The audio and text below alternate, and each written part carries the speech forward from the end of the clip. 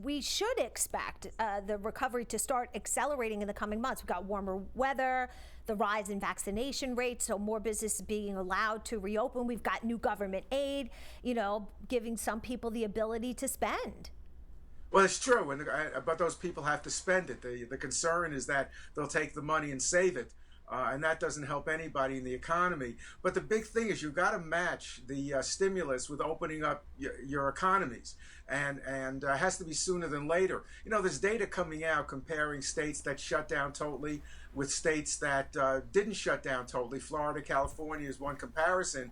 And they have basically very similar COVID deaths and hospitalizations, but their unemployment in California is 4 points higher than Florida. So that kind of data analysis will be very important. But you cannot give stimulus without opening up your businesses and your economy, because people won't have any place to spend that stimulus. And unless that stimulus gets spent, the economy won't benefit everybody.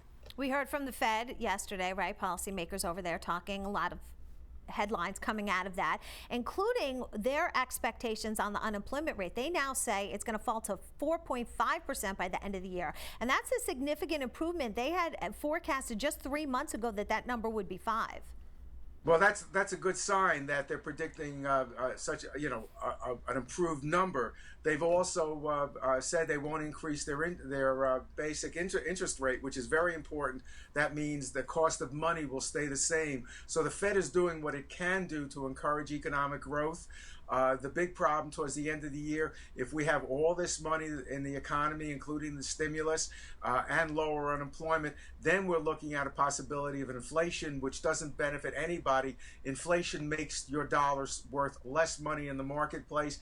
And at that time, the Fed might increase interest rates just to slow down the economy from superheating and getting inflationary. That's a concern. We also heard from the Fed yesterday saying that last month the employment in the lowest paid jobs was running 20% below pre-pandemic levels, but for the highest paid jobs, it was 5%.